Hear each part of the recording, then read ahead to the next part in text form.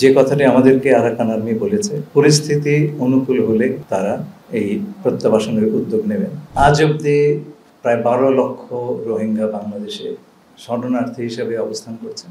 এই সরকার যখন দায়িত্ব গ্রহণ করে তারপর থেকে আমরা এই ইস্যুটিকে আন্তর্জাতিক এজেন্ডায় পুনরায় তুলে নেবার সর্বাত্মক চেষ্টা করেছি।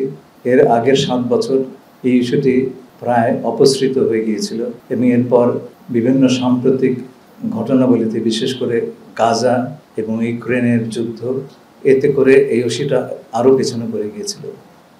জাতিসংঘ সাধারণ অধিবেশনে এই ইস্যুটি উত্থাপন করেছিলেন এবং জাতিসংঘকে একটি আন্তর্জাতিক সম্মেলন আয়োজন করার আহ্বান করেছিলেন। সেটা তিনি করেছেন সেপ্টেম্বর মাসে। আমরা অত্যন্ত আনন্দিত হয়েছি যে আন্তর্জাতিক সম্প্রদায় এতে সোৎসাহে সাড়া দিয়েছে। গত সাধারণ অধিবেশনে জাতিসংঘ মোট 106টি দেশ এই সিদ্ধান্ত কো-স্পন্সর করে এবং সিদ্ধান্তটি সর্বসম্মতিক্রমে গৃহীত হয়।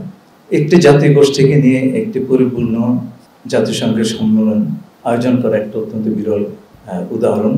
সেই কাজটি আমরা সম্পন্ন করতে পেরেছি। আগামী 30শে সেপ্টেম্বর জাতিসংঘ সচিবালয়ে এই সম্মেলনটি অনুষ্ঠিত হবে। আমাদের দ্বিতীয় যে বিষয়টি আমাদের সামনে আমরা বিবেচনা করেছি সেটা হচ্ছে এই সমস্যার সমাধান কি। আমরা প্রথম থেকে ভেবেছি এই সমস্যার সমাধান রোহিঙ্গাদের মায়ানমারে প্রত্যাবর্তন করা। তৃতীয় যে কাজটি আমাদের সামনে ছিল সেটা হচ্ছে প্রত্যাবাসনের প্রথম যে পদক্ষেপ, মানে কারা ফেরত যাবেন, সেই সম্পর্কে একটা মায়ানমার সরকারের থেকে সিদ্ধান্ত নিয়ে আসা। 2017 সালে বাংলাদেশের সঙ্গে মায়ানমারের একটি চুক্তি স্বাক্ষরিত হয় এবং তারপরে আমরা 8 লক্ষ রোহিঙ্গাদের নাম কয়েক দফায় মায়ানমার সরকারের কাছে পাঠাই ভেরিফিকেশনের জন্য। গত 8 বছর ধরে এই ভেরিফিকেশনের ব্যাপারে কোনো অগ্রগতি আমরা দেখতে পাইনি।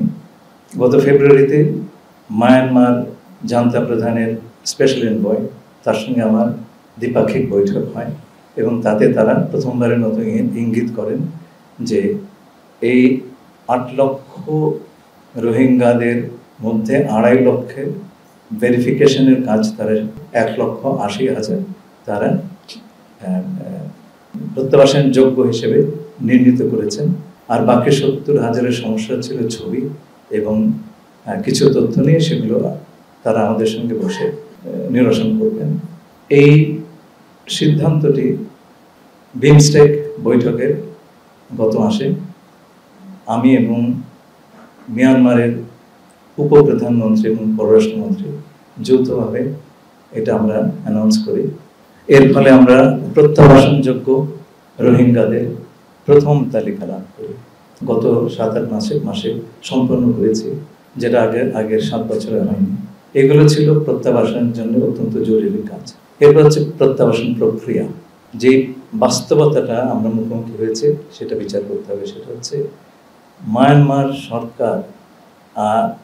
সরকারের দখলে প্রায় 90% রাখাইন আর নেই।